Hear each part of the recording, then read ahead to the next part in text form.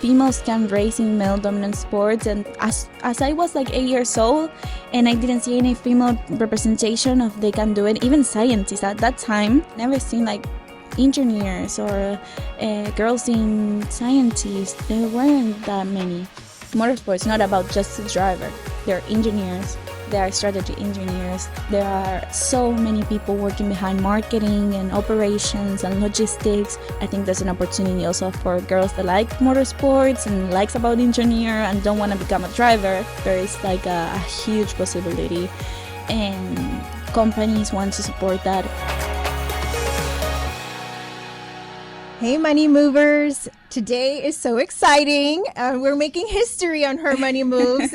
The first time that we have a female race car driver on the show. Incredible. So welcome, Maite Cáceres.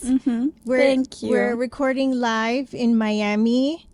And oh my gosh, thank you so much for being here. No, thanks to you for the invitation. For me, it's like, I love it. I love it. The topics that you cover and everything is so exciting, and just bring a little bit more about racing could be fun. Yes, thank you. I mean, you have such a unique story coming from Uruguay. And can you share with our audience just how did you start getting into racing? Well, I started when I was pretty late, I actually have to say, when I was 17 years old. I've been wanting to race since I was like probably 8 years, and I've been struggling so much with my family to let them race, because my brother was a race car driver, my father was a rally driver, and I just wanted to do what the guys were doing, you know. They were with cars, fast cars, and racing and everything. I thought it was so much fun. And when I was 8 years old, I started to say like, hey, I want to race cars. I want to get into a go-kart. That is usually what kids start. And when all these years, like 9 years, 10, 11, they've been saying, no, Maite, let's try tennis, let's try volleyball, let's try handball, I even tried piano lessons, singing lessons. No, anything could work. Like I tried my best with all those years, and I couldn't do it. And they always pushed me to study, so I knew that was my way into they let me race. So I was like starting to get home, study, doing my exams, and missing sometimes birthday on purpose of my friends, so I could say like, hey, I'm here studying, not going to my friends' birthdays, because I wanna get into racing. And I think they seen the will, or all the love that I have for racing. They say, okay, maybe Maite really, really wants it. So when I was 16 years old, I met with Fernando Alonso, F1 champion driver, one of my idols. And I told him like, hey, I want to race cars. I want to be like you, but my parents didn't let me. And he said, it's hard for everyone. You need to work really hard, and you need to make your way. So that made me thinking that day my father was driving and my mother was on the passenger side, and I was on the back thinking how I can propose the idea. And I said, why my brother can do it and I cannot? So that was like the magic phrase that my parents look at each other and they were like, maybe it's time. My father was determined, because all these years she was like going into tennis and saying, no, I want to race, and I think I had a special passion for motorsports. At the beginning, I didn't know I was capable to race, because I didn't see any female participation of any other race of my brother, my father. So kind of like, I just wanted to have fun and get into a race car. But then I realized that we can race. So that would push me even more. So racing is a male-dominated sport. What challenges did you face breaking into the industry, and how did you overcome them?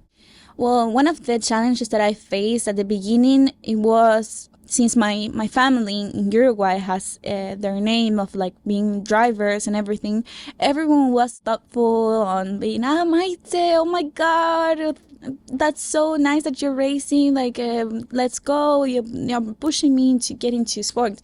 But then when I started racing to them and I started to win them, like sometimes they were being so aggressive with me on track. They were pushing me out of the track in maneuvers that usually are not good ones. We can have a little bit of touches with drivers, that's normal. But to push you out of track on purpose, you can see those maneuvers, and they were being so mean. And then you get up and you got a podium and win to other guys, and the fathers were telling me, you see, a girl just won you. You suck. So those were the things the challenges that I faced. Like, okay, so not everyone has their say on like pushing you into be there, because as soon as you start to win to them, they start to get like personal, that feeling of their feeling of being like won by a girl.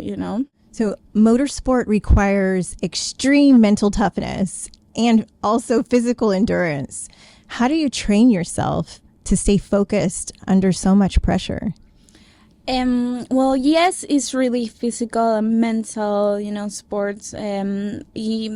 Physically, I have been doing a lot of workouts, like trying to stay fit as much as possible on the strength side and anaerobic side. Mostly race car drivers, they're heavy. You need to have a lot of strength. More Formula cars that I've been racing. So as a girl, yes, there is a difference it's physiological. Everyone knows that about males and females. So yes, I had to do like an extra training into like strength, how these like the bicep, the arms, the chest, and the shoulders. Yeah, exactly. Have to put a special like input on those parts of myself. But then about mental, I have a sport coach that is my psychologist as well, that helps me improve that aspects of my life, even outside and inside of the track. I always say that the driver of the athletes is an everything about their everyday moments and when they are on the race car or when they are doing the competitive part, because we have just one weekend out of month to race. So you need to be on the other maybe 27 days in good shape, just mental and physical. So it's a lot of work and you need to put into to be prepared at that moment. Do you have any rituals or mindset shifts that help you stay focused before a big race? Yes, I guess I do, actually. I have some special songs that make me get into place. Yes, exactly. And sometimes my coach taught me that I need to be on the B zone, and let me explain a little bit of that. Usually we have like a triangle and it's like ABC. And the ABC is that on your B, you're on the optimal, you're focused, you know what your objectives, you are calm, but also a little bit hyped up, for a race. But on the A, you're too hyped up, and you need to be a little bit more focused and relaxed into what you're gonna do and focus. And on C, you're just a little bit lower your energy. Sometimes happens that when you made a mistake or you're tired, so those are the things that I'm working. If I'm in C, I use a hype song, like my favorite song, and I go into B and I just... What is that favorite song? Well, I have a few. One of mine is Eminem, Without Me or Lose Yourself. I think one of my go-to. Yeah. I love Pink Floyd as well. Another Brick in the Wall. I think the lyrics is so good. And if I'm actually listening to music while you're racing? No, we cannot. No. But on the pre-race ritual, before we put our gears, the helmet and the gloves and everything, we can. And also we have a warm-up before that, so we try to get our muscles and body ready that we're gonna race, so they can be like super on alert. And then on A, you are so high in energy that you need to calm down, so a little bit of like breathing helps you out. When you're in A, usually you're anxious, so that helps a lot. Wow, that's amazing. What's been your most difficult race, whether physically, mentally, or emotionally, and how did you push through? Oof, that is so hard. Well, there was one race last year in 2023 that raced in Formula 4. I was struggling a lot physically on one of the races because it was so tied up, the layout, and I had, look at this, I have 2 months in between one of the races from the last one, so I lost a little bit of weight, and I didn't gain back in muscle. So I wasn't as physical strong as before, and that got me up, and I struggled the whole race, and I was thinking like just one more lap, one more lap, one more lap, but the track was so small that laps were like 30 laps, and I had one guy behind me, and every time he was on my back, and I was just trying to defend, and I think I wasn't as strong as ever, because I tried everything to keep him out of my bag, and I pulled it off. So I was quite happy, but physically it was really demanding, and I said this could never happen again. And I now I work double the time, and when I think I'm not ready, I try to push even more and be prepared mentally that I need to like strengthen the parts that I need to. So that was one of the hardest races. Wow. And so how much of the majority of the time are you in offense versus defense when you're on the track? When I have someone in the back and he's super fast, you don't try to go into much defense. He's coming super fast, so maybe go and not like let him pass you, but just like a little bit, so you can push with him and have its draft and help you get into the leader's back. And maybe it's also could helps you with the tire management a lot. But when you are just flying, you just need to go and push as hard as you can and be super aggressive on the other drivers, so you can make the moves and make your way into the victory. Wow. And who's been your biggest supporter or mentor on this journey? And what's the best advice that they've given you? My biggest support, my father. 100%. Maybe at the beginning, he didn't want me to race, but it was just, I was a little girl, and he didn't want me to get into this male-dominant world, just to protect me. But as soon as he gave me the, okay, Maite, let's do it, he's been there 100% the time and being the best supporter, I have to say. And he gave me so much advice that I'm thinking one. But I remember the first podium that I made in Formula Cars back in Uruguay. He made my radio. He was on my radio on the race car. And he told me, stay out of the curves. And that helped me get a podium. So it was my first time in rain as well. So I didn't have much time learning, but he's been so good. I love that. It's amazing. And motorsport is as much of a business as it is about the speed. How do you navigate the financial side of your career, from sponsorships to managing the racing expenses?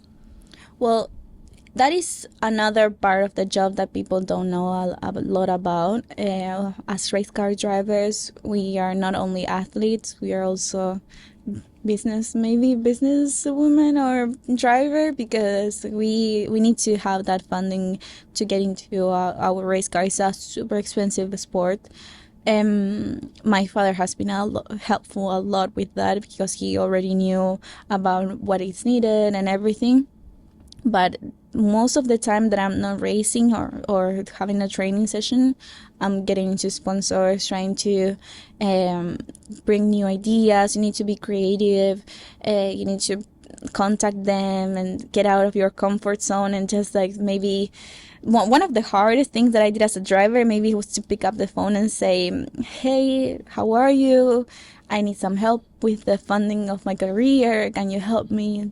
And you know, if you think about it, if you put that scenario in your head, you are a 19-year-old girl just coming out of the world, this high school and everything, and you are asking and talking to CEOs of big companies and just presenting yourself like, hey, I'm a race car driver and I want to get into the highest level of motorsports coming from Uruguay.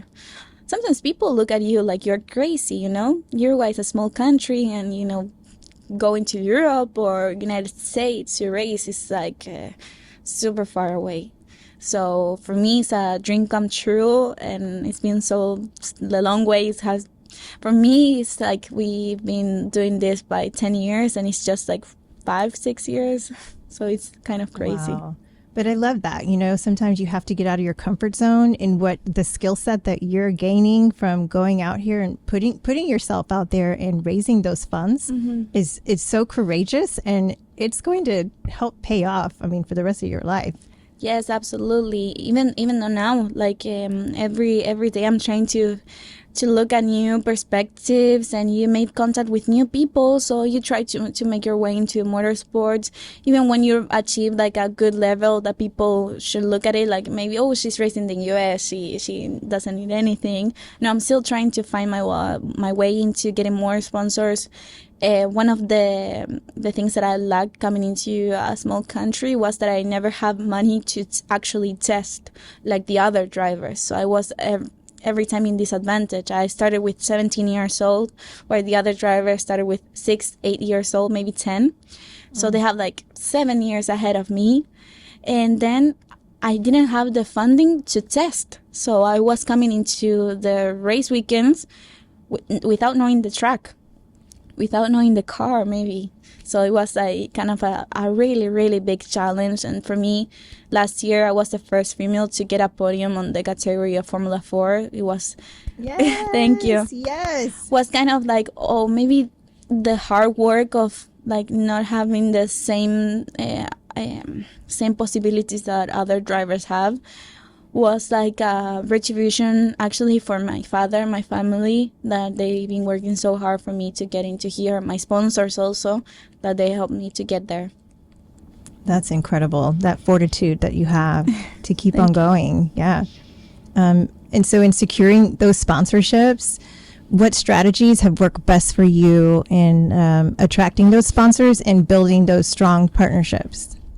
It helped me a lot, like my story, actually. My story, it's about a girl motivation into a male-dominant world. I think people want to support that and make their ways. I certainly do. Yes, you are. And people like Marcelo DeSantis. Exactly. Yes. Marcelo has been really helpful, and he has such a clever mind. He's like an open book, and I love it. I love how he works and everything, and it's been wonderful. One of the strategies about that females can race in male-dominant sports, and they can do it, and it's actually to support the journey. But it's not about me. It's because I want to like girls to see that. As I was like 8 years old, and I didn't see any female representation of they can do it. Even scientists at that time, when I was 6 years old, I never seen like engineers or girls in scientists. There weren't that many. So now to look at it and to let them know that there's not only in motorsport, that is one important thing. Motorsport is not about just the driver. There are engineers, there are strategy engineers, there are so many people working behind marketing and operations and logistics, and there are girls working on those part of the sport. So if you like sports, you also need to know that there's another part of being just the athlete. So I think there's an opportunity also for girls that like motorsports and likes about engineer and don't want to become a driver. There is like a huge possibility. Companies want to support that. They want to make their way. Also, the visibility that a girl has in the sport has worked a lot. It's not the same that there are like, on my category now, there are 29 drivers, male drivers, and we are 7 women. When we get like a good result, we have a better television, and that's a fact.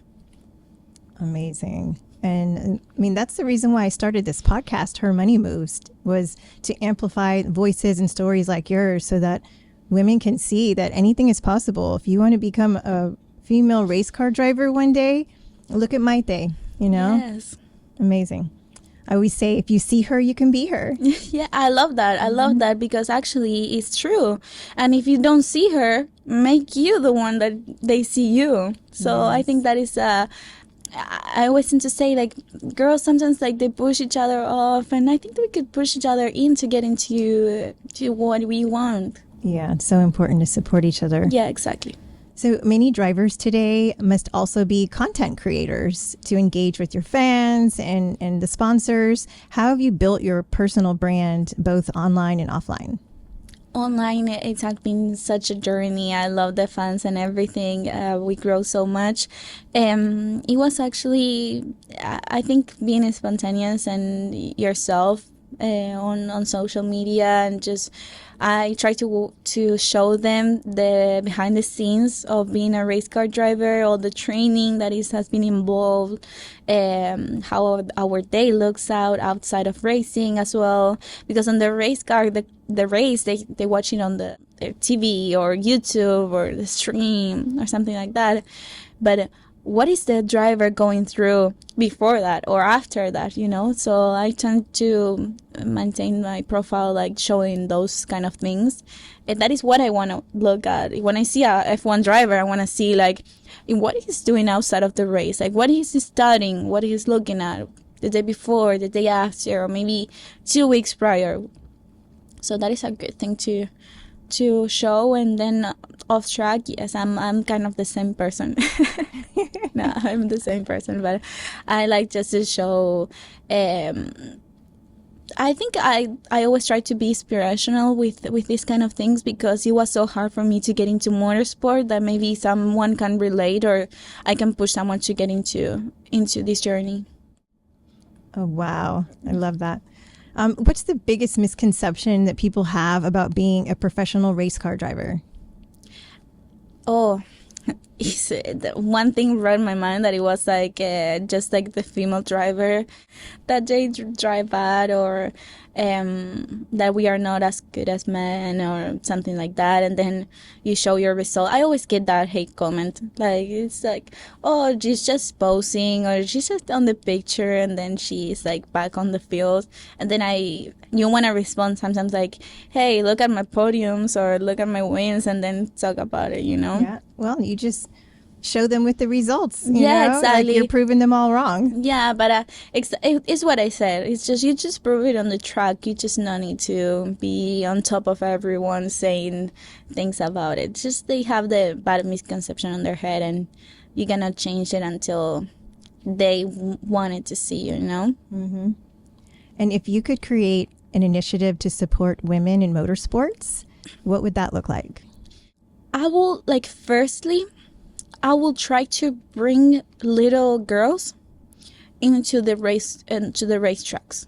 I would like to see, if we're talking about motorsports, mm-hmm.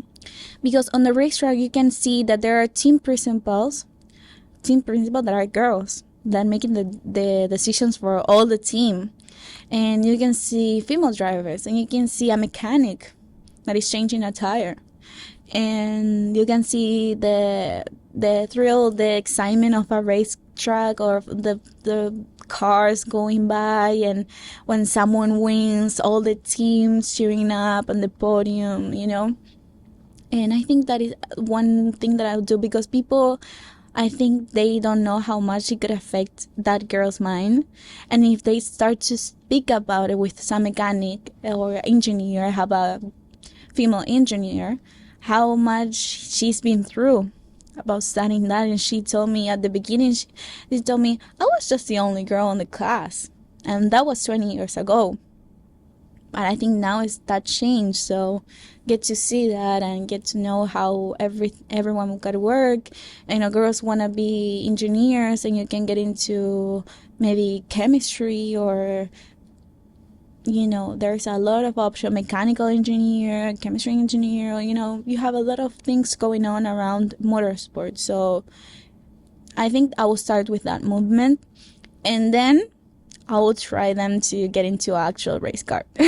Yes. Well, I love manifesting things, and I can totally see us partnering in the future and ensuring that those girls get that opportunity, and the women who are in my network. What an exclusive, incredible experience that would be. So we're going to make it happen. Actually, I would love that. And I think people need to know more about the behind the scenes or how it's a team works during a race weekend. You know, that I think Marcelo has been to one, and he knows about the dynamics. It's super different of what people have in their minds, and it's more to it.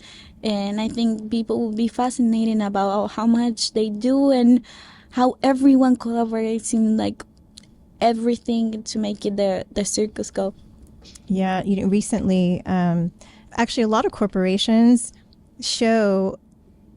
they use race cars and the motorsport as an example to show years ago how slow it was when there was a tire change. And then now it's a matter of a blink of an eye that people work together. I mean, it's like unbelievable. I think it's 1.90 seconds. That's insane. Change 4 tires at that speed. I think it's incredible. And I think when girls get to see that, I think they're gonna have like something to look at after. Maybe they're having their mind, oh, I want to become a mechanic, and they have their passion to cars. I think there's something that needs to be taught in schools that is not to generalize. Like, girls is just like dresses and princess, and boys cars and everything. And I think it's one thing to start about it. I'm not speaking about colors or anything on how they approve, but just like to get familiar, because then you see women on the street that actually doesn't know how to change a tire, or doesn't know how to put gas on the car. And I don't think it's bad. I think they are just scared to ask at the beginning and to do it themselves, because it's easy. And I've been doing some videos about it on my Instagram with a partnership that I have with Kia, making how to change a tire and not to be afraid to put gas or get into a highway. And I think those are the ones that we need to try to teach. Now, maybe that is a good idea, to get some girls and more like high school students and teach them a little bit more about cars. Yeah, absolutely. And what advice would you give young women who dream of entering industries where we're not necessarily the majority, whether in sports, business, or STEM? One advice will say that yes, it's hard, but it's gonna be hard in every field that you want to enter. Absolutely. It's gonna be hard in one way or another. You're gonna face challenges everywhere. And why don't you face it like knowing that you're gonna face it? Like, hey, yes, I know I'm the only one. And doing what you love to do. Yeah, exactly. And I always tell people that when you are doing what you love, I know that not many people can say that they're doing, but sooner or later, if you do what you love, you're gonna have an extra passion and push about it. They're gonna put like extra hours to make it possible. I was studying chemical engineering actually, and with the racing life, I couldn't make it. So I need to change into business to get my way into having both careers, and it's still hard. It doesn't mean that changing one to another is going to be easy, but I know I have a passion that is here to make this professionally. So people are gonna face it anywhere, in any other field. So just do it. It's just, I think the phrase is good. Just do it and be brave. Be brave, knowing that you're gonna already face it. So be prepared and just say, okay, I'm here on my own, and I have my objectives and what I want to do, and then work hard for it. When you work hard, sooner or later you're gonna receive some kind of gift for doing it. Love that. And everybody needs that motivation. So racing is all about pushing limits. How do you apply that same fearless mindset into the other areas of your life, like business and finance? I sometimes say I have a hard race and I'm doing something that I don't want to. I'm just saying, well, being on that scenario again is worse than doing this. So I try to make it happen. I always have that mindset. Or even you get used to being out of your comfort zone, that the challenges are not so many, like afraid that you stop and you freeze, like what I'm going to do. I just go without thinking, I think. I just go through it. Yeah, and it's all about confidence. Yes, right? absolutely. That is really important, to have the confidence, and sometimes don't think about it too much. You just go with it. Yes. In motorsports, extremely competitive. How do you handle any failures and setbacks or losing a race? And what lessons do you take away? It's still something that I'm learning. You just need to take it easy a little bit on yourself. The next day is a little bit harsh. Even more trying when you have sponsors or other responsibilities on that race, when you lose like a big win, or sometimes you need to see that this is part of the sport. There's more races that you're gonna lose that you're gonna win. That is a fact of everyone. That's a fact of life. Of life, exactly. So if you don't learn about the mistakes that you made or everything, you are losing in the worst possible way. But if you try to take something with you, you're gonna use it for your next win. I think that is a proper way to look at it. And it's life, you need to take that, and it's going to happen. You need to learn from those things to become better. I always say, if you didn't lose, you can win. So true. So if a young girl told you that she wanted to be a race car driver but was afraid to start, what would you say to her?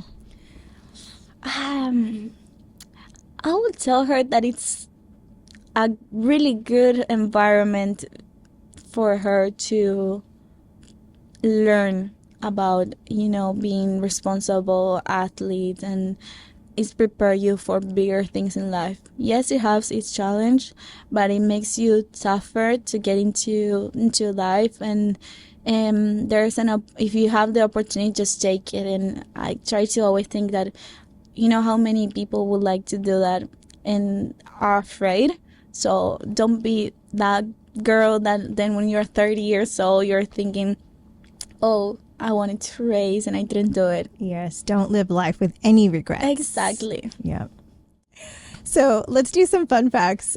What's your favorite racetrack in the world? Wow. In the world that I actually raced, I think it's Road America. I love it in Wisconsin, here in the U.S. But I haven't raced. I think Spa in Belgium, one of the F1 tracks. It's beautiful. Yeah, and what about the dream car that you'd love to drive in a race? Oof, that's gonna be a Formula One, for sure. And what's your race day kind of superstitious ritual, if you have one?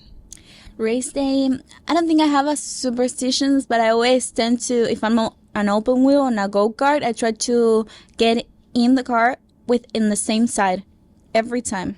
That has to be the left one, always from the left. And how I put my gloves and my balaclava and the helmet, it has to be on the same order every time. If not, I need to take everything. I'll do it again. And if you weren't a race car driver, what would you be doing? I'll be doing a chemical engineer career, that's for sure. I love it. Amazing. And what is the fastest speed that you've ever driven? Fastest speed, I think it was 316 kilometers per hour, not miles. I don't know how many miles. Maybe it's like 160 miles per hour. I don't know exactly the convert, but yeah. Wow. And was that on the racetrack? It wasn't over there on the highway, was it? No, of course not. Of course not. It wasn't a racetrack. Actually, it was in Houston, Texas. That's my city. Oh, yes. Yeah. And I tried the Formula regional car. It was so fast. Very cool. I think the fastest I've driven is maybe 110 in my Porsche. That is fast, but that was on the street. Yeah. Oh. Yeah. But you can't feel it. It's just such a smooth ride. Mm-hmm. And what's next for you, both on and off the track? Well, next for me, actually next weekend at the end of February, we are having St. Petersburg. That is the second race of the calendar of MX5 Cup that I'm racing. I changed into open wheels to sports cars, and I'm making my way into endurance racing, like 24 hours of Le Mans, 24 hours Daytona, all that world.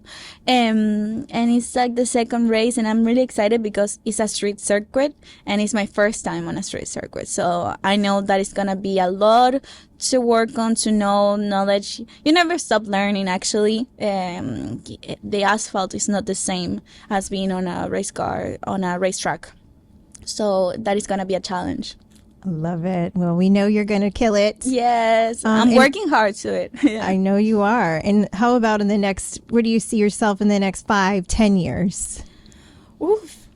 I see myself as a professional race car driver, more established, maybe a factory driver of some brand of cars, and racing in Le Mans, 24 hours Le Mans. At that time, I hope to have the experience to be in one of the top 3 and LMP2 racing there and trying to win the race, actually. You will win the race. Yes. And how can people support you, follow your career and your journey and get involved in motorsports? Well, you can follow my Instagram, that is at Maite Cáceres with double S at the end. You can see there, you can contact me. I try to reply to all about, asking questions about racing, how they get into motorsports. And I have my contact details there if you want a sponsorship or you want to even have like a coaching. Also, drivers contact me to get some coaching lessons or on the simulator, or want to meet the facilities that we have with the cars. It's super amazing.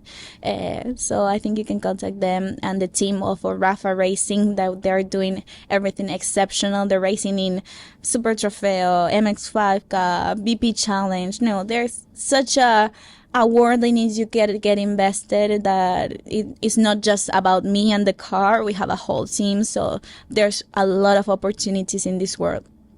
Wow. And if you could be remembered for one thing in racing, what would it be? Oof. That's so hard. Well, I want to be remembered as one of the fastest girls racing out there and just winning guys, saying like, oh no, Maite was fast. I think that is one of the things that I would like to remember. But also to be a role model, maybe to little girls, more important than that, actually, because I didn't have one. So I really like to become one. You already are. It's really beautiful how fearless you have been, and you make bold moves. You're definitely a money mover, but to be so determined to go after your dream. So you're a huge inspiration for all little girls and all women, and really appreciate you sharing your story here with our money movers today. No, thanks to you for giving me the opportunity to tell my story, and for all the listeners that out there just listen to us. I hope that they could get something, that this is not just a sport of the drivers. There's so much going on, and people need to know that, so they know they can be involved in so many aspects. So I'm really hope that they can start to watching maybe some races. I recommend the Formula One Drive to Survive series that is on Netflix, so they can start like looking into getting invested into world, and then coming to see one of my races. When is your Netflix special? Well, it's coming. I have to say, it's coming. All right, happy to hear that. Well, thank you again. I can't wait to come watch you race in person. Yes, to see us out there with a big sign. Yes, you need to come, and also my social medias and be posting where's the next race. So if people also want to come, there's a huge venue for them. Also. That's incredible. Thank you so much. Muchas gracias, Maite. Gracias a todos. Un beso.